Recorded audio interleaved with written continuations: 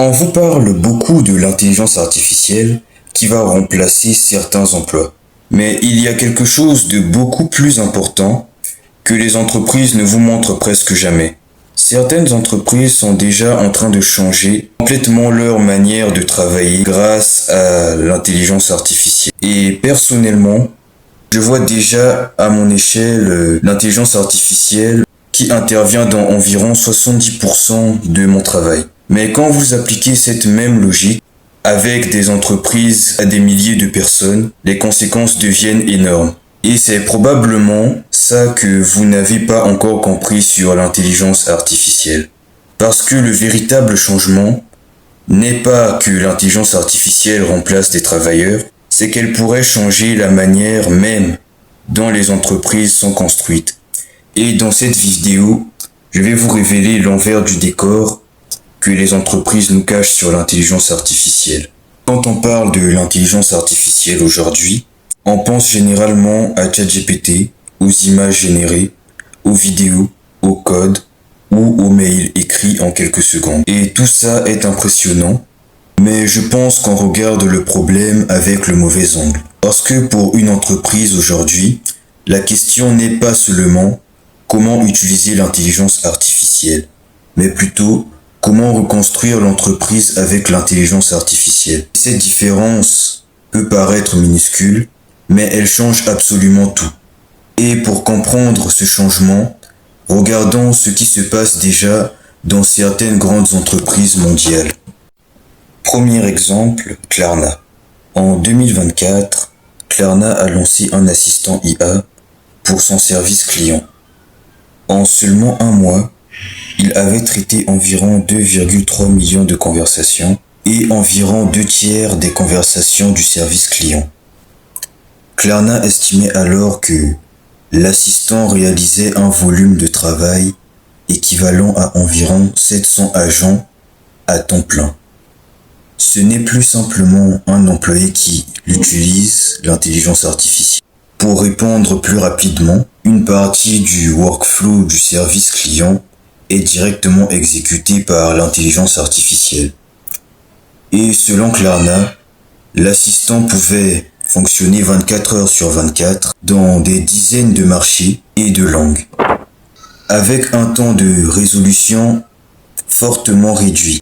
Mais voici la partie que je trouve encore plus intéressante. Klarna a ensuite reconnu les limites de cette stratégie. Pour certaines situations, l'entreprise avait besoin de davantage d'intervention humaine et ça nous apprend quelque chose d'essentiel.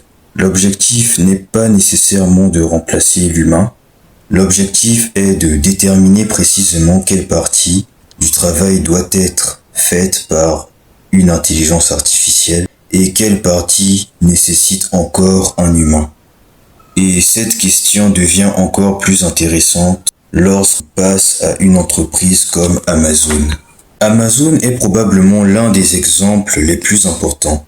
L'entreprise explique déjà avoir développé ou être en train de développer plus de 1000 applications et services qui utilisent l'IA générative. Mais le plus intéressant n'est pas ce chiffre. Andy Jassy, le PDG d'Amazon, a expliqué que l'IA allait modifier la façon dont le travail est effectué. Il s'attend à ce qu'Amazon ait besoin de moins de personnes pour certains types de travaux, tout en ayant besoin de davantage de personnes pour d'autres. Autrement dit, l'IA ne change pas seulement la productivité d'un employé, elle commence à changer la composition même de l'entreprise. Amazon développe également des systèmes capables d'exécuter des workflows, des agents et des outils qui automatisent certaines opérations. Et là, on arrive à un changement fondamental.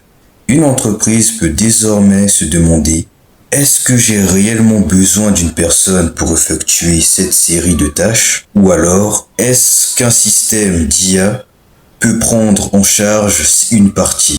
Et quand cette question est posée à l'échelle de milliers d'employés, les conséquences deviennent énormes. Mais quelqu'un pourrait me dire que tout ça reste expérimental.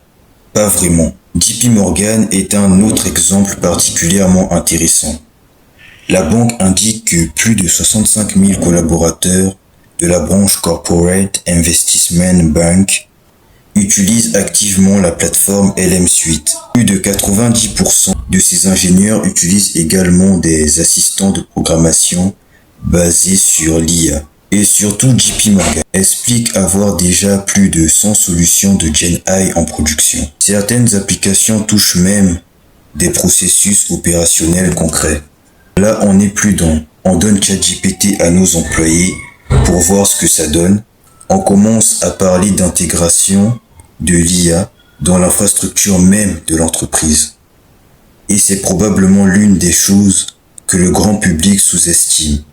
Le changement ne se fera pas forcément un jour avec un grand événement où tous les humains seront remplacés.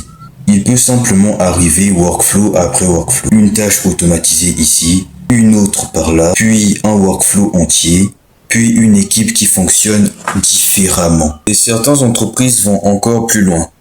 La banque BNI a commencé à développer ce qu'elle appelle des Digital Employees, des agents IA auxquels l'entreprise attribue des fonctions spécifiques, avec une supervision humaine. Certains sont utilisés pour des opérations liées au paiement, au code ou à d'autres processus internes. Et là, la question change complètement. On se demande maintenant quel outil IA dois-je utiliser. À la place, quel travail pourrait être confié directement à un agent IA. Et cette logique se généralise. L'entreprise du futur pourrait avoir une combinaison de travailleurs humains et d'agents IA numériques. Et c'est une chose que je constate directement dans mon propre travail. Aujourd'hui, j'estime que l'intelligence artificielle intervient dans environ 70% de ce que je fais. Elle m'aide à créer mes contenus, préparer mes miniatures, gérer certaines tâches, organiser mon travail, automatiser certaines activités en ligne. Et certaines choses qui m'auraient pris des jours peuvent aujourd'hui être réalisées beaucoup plus rapidement. Mais les 30% restants me rappellent quelque chose d'important. L'empathie, l'expérience, le jugement dans certaines situations, les interactions humaines, les travaux physiques et surtout la capacité à savoir quand les résultats de l'IA est mauvais. C'est encore là que l'humain apporte énormément de valeur. Et c'est là que tout commence à prendre sens. Les entreprises les plus avancées ne cherchent pas simplement à avoir une IA plus intelligente. Elles cherchent à savoir comment reconstruire leur manière de travailler avec cette IA. Et je pense que c'est probablement l'une des transformations les plus importantes des prochaines années. Parce que le véritable avantage ne sera probablement pas d'avoir accès à l'IA. Tout le monde y aura accès. Le véritable avantage sera de savoir quoi en faire, savoir quelle tâche lui confier, savoir quelle tâche garder pour les humains et surtout savoir reconstruire son travail ou son entreprise. Personnellement, je crois que nous sommes encore très loin d'avoir atteint le potentiel maximal de l'IA. Et je pense qu'elle deviendra probablement encore plus indispensable dans notre quotidien.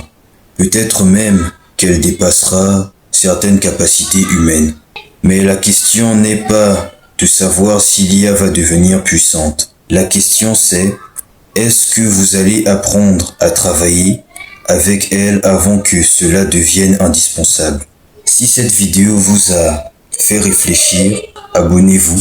Et si vous voulez aller beaucoup plus loin dans l'IA, je prépare également mon laboratoire sur l'IA, une communauté dédiée à ceux qui veulent apprendre, expérimenter et construire avec cette technologie. Il sortira officiellement le 6 septembre. Vous pourrez revenir sur cette vidéo ce jour-là.